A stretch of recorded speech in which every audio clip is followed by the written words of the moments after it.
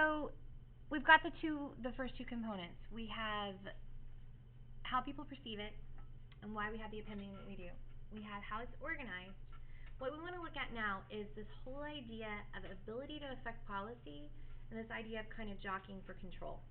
What part of the government is the bureaucracy? Like, what branch is it a component of? Executive, right? Like, we know that. They're enforcing the law. But the reality is, there's a lot of things that are very unique about it that make it kind of like a lawmakers, kind of like courts, kind of law enforcers, and the other parts of the government also have this ability to kind of touch them and control them as well. So even though the bureaucracy is under the president is ultimately their boss, all of these things are ways that Congress can influence them and control them. Okay? First of all, Congress has the ability to affect their structure. Except for the executive office of the presidency, all the other parts, Congress does help to determine that significantly. Remember that Congress has legislative oversight. And so if something goes on at the EPA and Congress is concerned, they can have the director of the EPA come in and testify, and they can investigate and spend 12 hours trying to probe and figure out, okay, exactly what's going on. And bureaucracy doesn't have a choice. I mean, that's like a legal situation, like you have to go. Congress actually passes the law. Well, passing the law is ultimately going to determine what your act is going to be, what your action is going to be, and what you're going to be doing. Congress has power of the purse. So the fact that they hold the purse strings, that's pretty big. And then Congress has to confirm the high-level directors. So all of the secretaries, and then the chairs, like the heads of the regulatory agencies, all have to be confirmed by the Senate. So Congress really does get to stick their nose in there a lot. So while the bureaucracy is certainly accountable to the president as their boss, Congress has a lot of ways to influence and exert influence over them.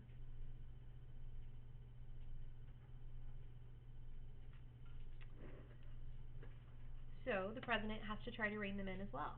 Well, what can the president do? Think about how many people work for the federal government that will never meet the president. I mean, they won't. Like, he's their boss, technically, but they're not going to have any kind of contact with them because they're doing a job. Like, they're not part of the politics. They're probably not even Washington, you know? Like, I mean, there are bureaucrats that work in Denton and bureaucrats that work in McKinney because we have a Social Security agent's office there, and we have a FEMA office in Denton. There's, like, all over the place. There's a Federal Reserve Bank in Dallas. So there's all these people that work here for the federal government. They don't have those kind of contacts. So when they're enforcing policy, the president wants to try to rein them in and control them as much as possible. So he can use his ability to connect to the public, the fact that the media is going to pay attention to what he says. He can use that institution of the presidency. I mean, that's powerful. And we talked about that last class a lot. He can issue an executive order, which says this is what you're going to do. They can't really kind of have to abide by that, even if they don't like it. He can use the appointment process because he can appoint people to be, like Mike said earlier, the chair of the Environmental Protection Agency or his Secretary of State. He's going to appoint somebody who's going to be like-minded. And even now, he can use patronage. Remember what we said earlier. Patronage today is different than it was during the spoils system. Okay? What would patronage mean today? Anybody know? So President Obama doesn't appoint somebody to be Attorney General because they paid him, you know, or because somebody like offered him some kind of political favor. Why? How does he decide who he's going to appoint to be Attorney General? Probably someone from his party or that aligns with his views. Yeah, absolutely. Somebody from his party, somebody that he went to college with, somebody that he worked on a campaign with, someone that he is connected to. It is no different than how you guys get jobs. Don't you rely on friends to help you find jobs? See, like you're smiling. You're like somebody gets a good job, and you're like, Cameron comes in and is like, you know, Sprouts is a really great place to work, and you're like, oh, okay, and then you go in and you talk, and then Emily's like, no, Barnlight Eatery is much better, and so then you go in there and apply, and she puts in a good word for you. You do that for the rest of your life. I have friends that are looking for jobs at other schools, and I write them recommendations, and then we have a vacancy, and immediately I talk to people I know, and I'm like, okay, who are we gonna like? We want to have people who are like-minded. And so the president can do that then because They can't control and touch everything, but they can appoint people who are going to make the kind of decisions like they would want. Okay? Finally, the courts. The courts do not have the same direct influence over the executive, over the bureaucracy as the other two branches, because theirs is selective through judicial review. But through judicial review, if there's a situation where somebody is not happy with how something's been carried out and they file a lawsuit and the court settles that dispute, then they are exercising control.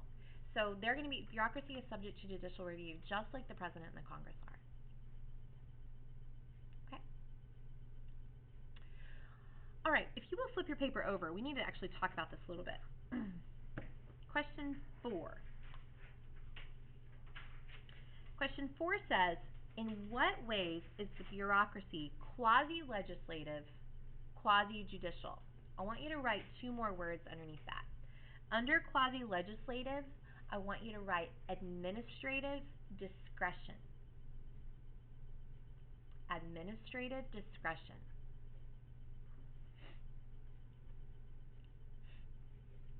Under quasi-judicial, I want you to write administrative adjudication. And we spell that ad, J-U-D, ication. I-C-A-T-I-O-N. Okay?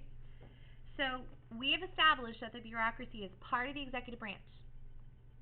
But there are things that they do where they use their discretion in enforcing the law that makes them kind of like a legislator. So even though they didn't make the law, they're kind of like that. Or there might be a conflict or a situation under their control where they have to settle a dispute or adjudicate a dispute, which makes them kind of like a judge. Okay? So let's think about that in terms of me. Tell me a school policy that would affect you guys. Dress code. Okay, here we go. Dress code. All right, so let's do backpacks. Okay? Does anybody in this room have backpacks? Okay. All right, so Erte has a backpack. All right, so the policy is that we're not supposed to have backpacks in school. Well, I didn't notice it till just now, right? So I'm not really on my toes. So as a bureaucrat, like I have some discretion here, right? Now, technically, the policy is pretty clear, but Ertie's not a problem. The class isn't crowded. He's not digging through stuff. There's clearly no kind of threat. So I'm kind of like a lawmaker in that I'm going to ignore that right now, and I'm not going to do anything about it, right? Because it's not creating a problem. Or if, let's say that Aaliyah comes in and she has a really big purse that is kind of on the cusp of like, oh, I'm not really sure, then I might go, you know what? That purse clearly can carry a bag, so I'm going to make you go put it away. Or I can say, oh, whatever, because I can use my discretion as a professional to make those decisions. Hold on just a second. I'll let you answer. I'll answer your question. Quasi-judicial is if there is a dispute or a situation, then I can, kind of like a judge, settle that without having to elevate it to the next person. Okay? So let's say that I went over there to Erte and I'm like, gotta go put your bag up. And he's like, look. He says, I'm starving and I've got all these snacks in here and you don't understand. I was up till 3 o'clock in the morning, blah, blah, blah. And I say, okay, Erte, this time, but don't bring it back anymore. And he says, okay.